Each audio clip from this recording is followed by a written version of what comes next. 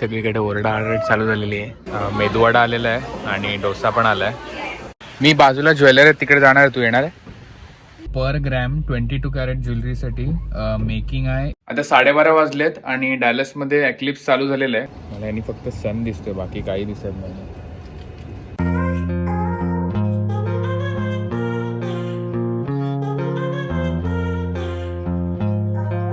नमस्कार मंडळी, माझं नाव आहे रोहन आणि तुमच्या सगळ्यांचं स्वागत आहे एका नवीन व्हिडिओमध्ये. आणि आज परत मी प्रॉव्हिडन्स रोड आयलंडमध्ये.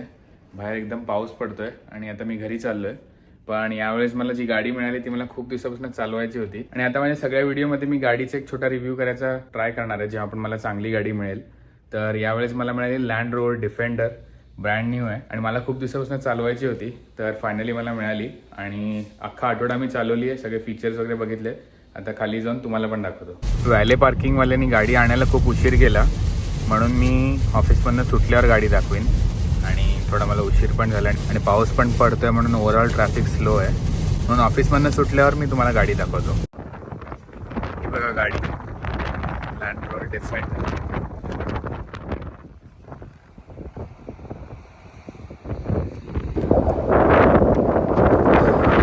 या गाडीमध्ये एअर सस्पेन्शन आहे आणि ही माझी बॅग आहे. आणि जर आपल्याला लोडिंग करण्यासाठी गाडी खाली पाहिजे असेल तर हे एअर सस्पेन्शननी गाडी खाली करू शकतो. आता हे बटन दाबल्यावर खाली होईल.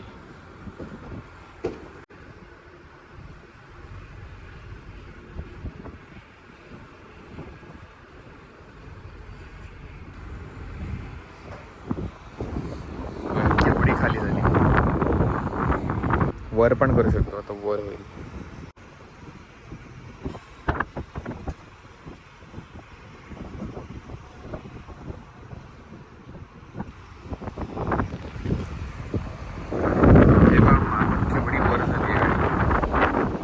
आणि याला मागे इकडे पण खिडक्या आहेत वरती.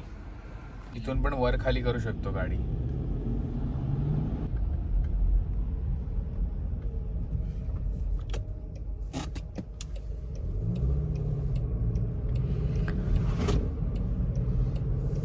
चालवायला एकदम कम्फर्टेबल आहे ही गाडी आणि आतून खूप मोठी आहे.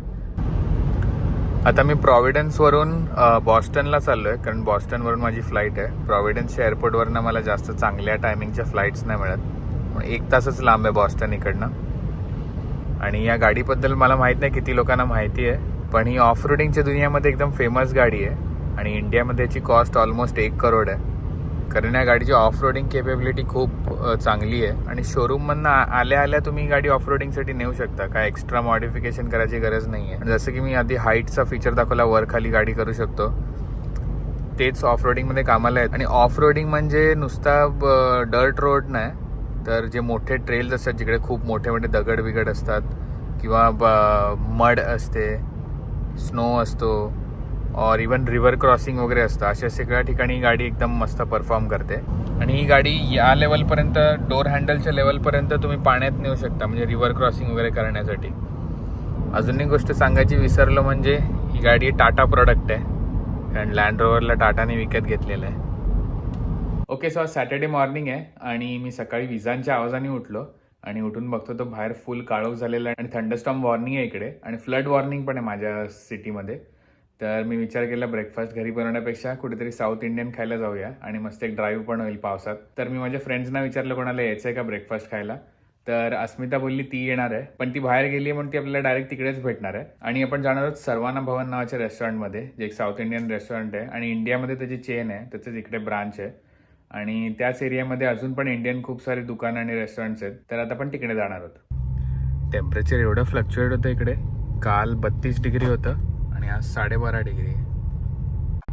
आता मी निघालोय आणि सकाळी असंच मम्मी डॅडीशी फोनवर बोलत होतो तर ते म्हणाले की इंडियामध्ये सोनं खूप महाग झालेलं आहे. तर मी इकडे प्राइस चेक केली तर इंडियाच्या कम्पॅरिझनमध्ये ऑलमोस्ट 10-10.5 हजार स्वस्त इकडे सोनं.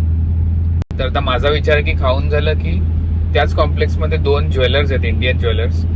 सो त्यांच्याकडे जाऊन जरा बघायची प्राइस, कारण मी इकडे कधी ज्वेलरकडे गेलो नाहीये तर माझं पण फर्स्ट टाइम असेल. आणि इकडे इंडियन रेडिओ स्टेशन आहे, तिकडे त्या 2-3 ज्वेलर्स आहेत, त्यांची खूप ऍड वगैरे येत असते म्हणून खूप वर्षापासून मी ऐकतोय त्यांची नावं. तर आज फर्स्ट टाइम जाईन. बघा आलं आपण इकडे इंडिया बाजार आहे आणि एका व्हिडिओमध्ये मी आईस्क्रीम पार्लर दाखवला होता, तो पण तिकडेच आहे. आणि मग ते रॉयल स्वीट्स दुकान ते पण इकडेच आहे. आणि हे समोर सर्वाना भवन आहे. पार्किंग अख्खं भरलेलं आहे, म्हणजे आत गर्दी असेल. अस्मिता आली आहे आणि मी खाणार आहे. हे सगळ्यांचे लोकेशन्स आहेत.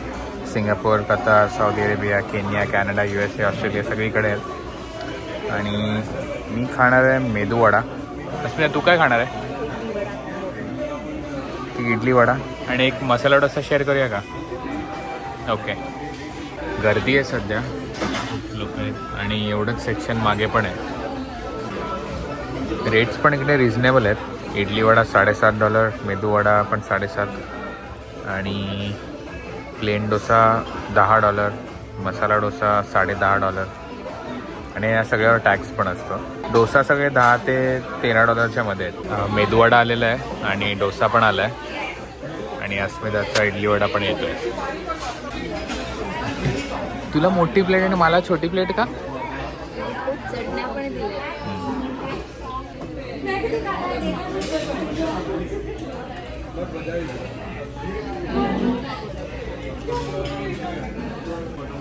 सेम इंडियन टेस्ट आहे. मी इंडियातच बसून खातोय असं वाटतंय. इडली कशी आहे स्मिता? 3-4 मिनटात आपली प्लेट साफ झालेली आहे आणि सगळ्या चटण्या पण मस्त होत्या. ग्रीनवाली पण खूप मस्त आहे चटणी.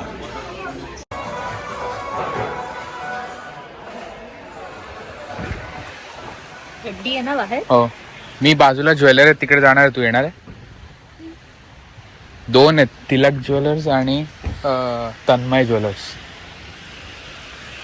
माझ्याच गाडीने जाऊया, तुझीकडेच ठेव. तू इंडियात कधी एकटी गेलीस सोनाराच्या दुकानात? मी पण नाही गेलो, मम्मी डॅडी बरोबर गेलो. फर्स्ट टाइम मी पण ज्वेलरकडे जाणार आहे एकटाच. पण मला फोनवर डॅडी बोललेला मेकिंग चार्ज विचार आणि गोल्डचा रेट आणि काय आवडलं तर घे. हे तिलक ज्वेलर्स. पहिले इकडे जाऊन बघूया.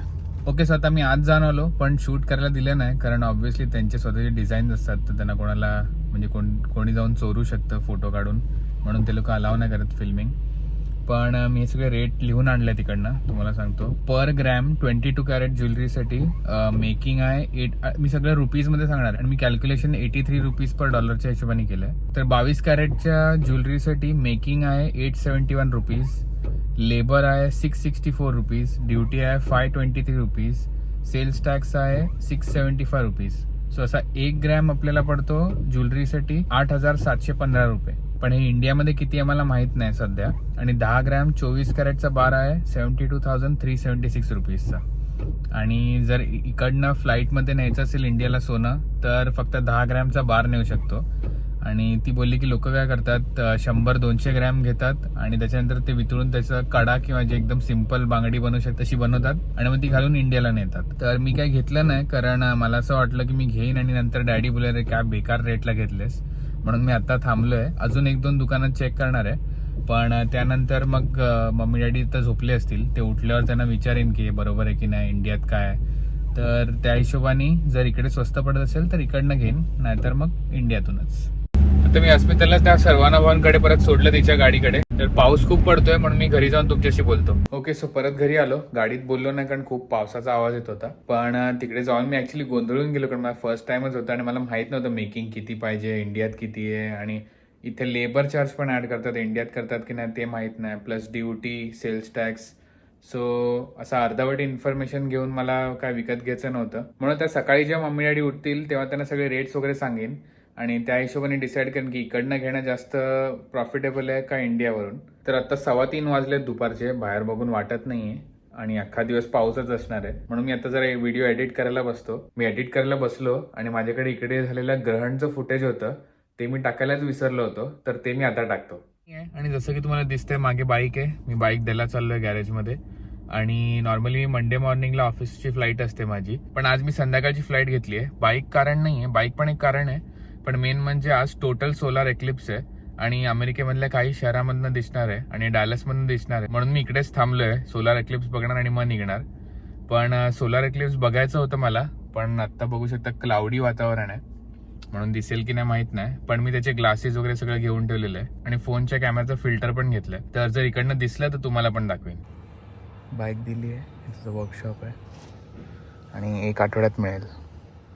कॅमेऱ्याच्या लेन्ससाठी मी हे घेतलेलं आहे आणि बघूया निसन दिसतो का. दिसतो तर आहे, पण आता मी घरात आहे म्हणून मध्ये जाळी पण दिसते. बाहेर गेल्यावर अजून चांगलं दिसेल. आता 12:30 वाजलेत आणि डॅलसमध्ये एक्लिप्स चालू झालेलं आहे. पार्शल एक्लिप्स चालू झालंय, म्हणजे आता मून सनच्या समोर यायला लागलाय. तर आता मी बाहेर जाऊन बघतो आणि सगळं सामान पण घेऊन जातो, कारण एक्लिप्स संपल्यानंतर मग मी डायरेक्ट निघणार आहे. सो आता चला खाली जाऊन बघूया कसं दिसतं. हे मला बघण्यासाठी आणि हे तुम्हाला बघण्यासाठी. आता मी गाडीत बसलोय आणि आता हा फिल्टर लावतो आणि तुम्हाला दाखवतो कसं दिसतंय. बघा एक्लिप्स चालू झालेलं आहे. अजून मला वाटतं अर्धा तास आहे टोटल एक्लिप्स होण्यासाठी. मला यांनी फक्त सन दिसतोय, बाकी काही दिसत नाही. व्हिडिओमध्ये कळते की नाही माहित नाही, पण थोडा अंधार व्हायला स्टार्ट झालाय. ऑलमोस्ट 80% झालेलं आहे. तर अजून 15 मिनिटं बाकी आहेत. थोडंच कव्हर व्हायचं बाकी आहे, पण तरी खाली लाईट बघा केवढा आहे. सगळीकडे ओरडाआरड चालू झालेली आहे. दुपारचे 1:30 वाजलेत.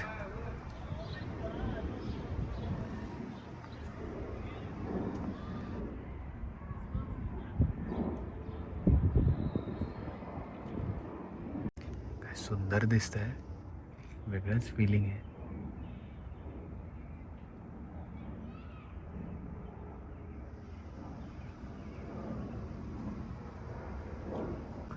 परत उजेडायला स्टार्ट झालाय.